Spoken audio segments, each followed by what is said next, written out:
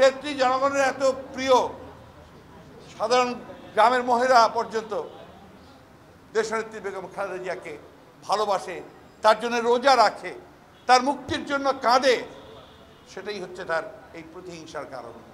আজকে শুধুমাত্র প্রতিহিংসার কারণে, রাজনৈতিক প্রতিহিংসার কারণে দেশনেত্রী বেগম খালেদা জিয়াকে আটক করে রাখা হয়েছে। বন্ধুগণ, এই সরকার যারা দখল করে বসে আছে তাদের কোনো নৈতিক অধিকার নেই, তারা জনগণের ভোটে নির্বাচিত হয়নি। আজকে জোর করে রাষ্ট্রযন্ত্রকে ব্যবহার করে, বন্দুক পিস্তল ব্যবহার করে তারা ক্ষমতা দখল করেছে। এদের সঙ্গে পাক হানাদার বাহিনীর কোনো পার্থক্য আমি খুঁজে পাই না। আমি জানি না দাদারা খুঁজে পান কিনা, পাই না। আপনারা দেখেছেন কি ভয়ঙ্কর কথা, যে মহিলাকে নোয়াখালীর সুবর্ণচরে যে ব্যক্তির নির্দেশে গণধর্ষণ করা হলো, সেই নির্দেশকারীকে, আওয়ামী লীগের নেতাকে উচ্চ আদালত থেকে জামিন দেওয়া হয়েছে, তো আবার 1 বছরের জন্য।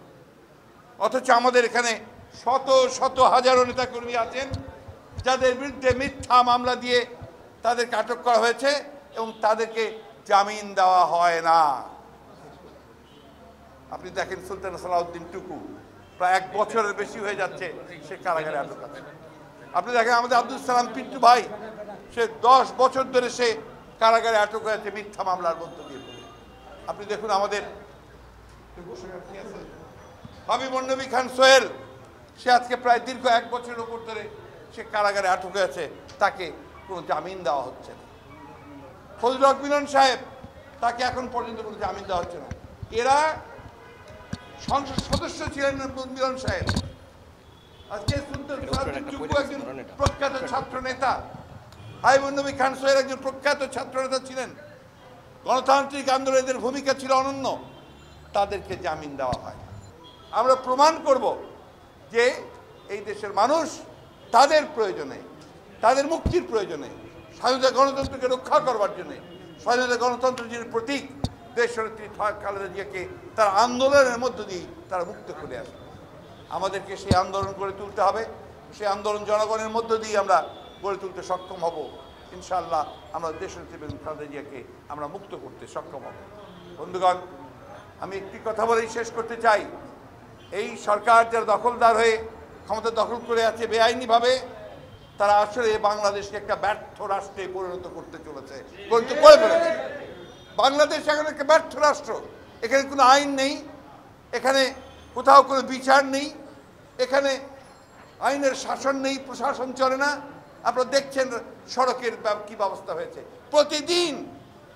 প্রতিদিন আপনার মানুষ মারা যাচ্ছে, অসংখ্য মানুষ মারা যাচ্ছে। আজকে দেখছেন গণধর্ষণ বেড়েছে, আজকে দেখছেন ক্রাইম বেড়েছে, কিন্তু কোথাও কোনো বিচার নেই, কোথাও গেলে কোনো বিচার পাওয়া যায় না, কারণ দেশে কোনো সরকার নেই। আজকে ব্যর্থ রাষ্ট্রে পরিণত করার উদ্দেশ্য হচ্ছে যে বাংলাদেশকে একটা নতজানু পরনির্ভরশীল দেশ হিসেবে গড়ে তোলা।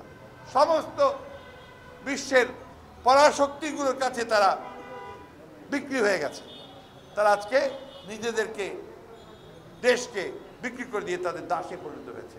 বন্ধুগণ, আজকে সেই জন্য দেশকে রক্ষা করার জন্য, জনগণকে রক্ষা করার জন্য দেশনেত্রী বেগম খালেদা জিয়াকে বের করে আনতে হবে, কারণ তিনি হচ্ছে আমাদের প্রতীক, সংগ্রামের প্রতীক, আমাদের গণতন্ত্রের প্রতীক, আমাদের স্বাধীনতার সার্বভৌমত্বের প্রতীক।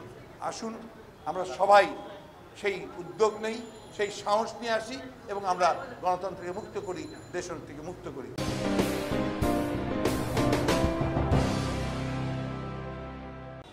ওনারা সুযোগ পেলেই কথায় কথায় সরকারের বিরুদ্ধে কথা বলেন যে আওয়ামী লীগ মুক্তিযুদ্ধের চেতনায় বিশ্বাস করে না, ৭১-এর স্বাধীনতা বিশ্বাস করে না। তা আওয়ামী লীগ মুক্তিযুদ্ধের চেতনা ধারণ করে না, ধারণ করেটা কে?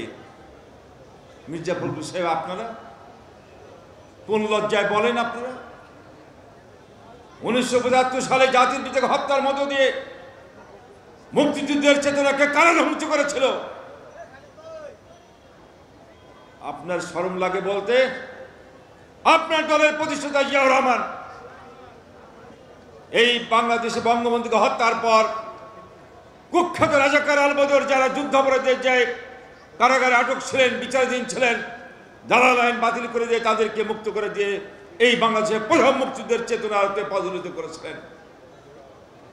স্বাধীনতা বিরোধী শাহজুর রহমান তাকে প্রধানমন্ত্রী বানিয়েছিল কে? কুখ্যাত রাজাকার আব্দুল আলিমকে মন্ত্রী বানিয়েছিল কে? কারা স্বাধীনতা বিরোধীদেরকে প্রতিষ্ঠা করেছিল? নিষিদ্ধ যুদ্ধ অপরাধী দল জামাত ইসলামীকে রাজনীতি করার সুযোগ করে দিয়েছিল কে? কুখ্যাত রাজাকার প্রধান গোলাম আজমকে বিদেশ থেকে ফিরিয়ে এনে কে কারা নাগরিকত্ব দিয়েছিল? এই সবগুলো মুক্তিযুদ্ধের চেতনা বাস্তবায়নের, সেটাই বিশ্বাস করেন আপনি?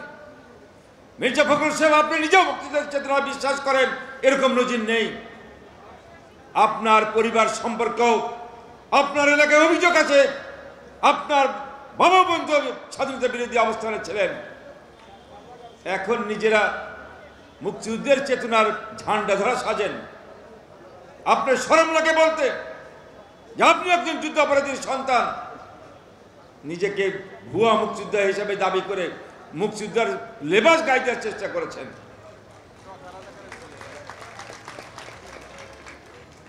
আওয়ামী লীগ মুক্তিযুদ্ধের চেতনা ধারণ করে না, চেতনা ধারণ করে বিএনপি। যারা পাকিস্তান এজেন্ট হিসাবে জিয়া রহমান মুক্তিযুদ্ধে অংশ নিয়েছিল, জিয়া রহমান কখনো প্রকৃত মুক্তিযোদ্ধা ছিল না।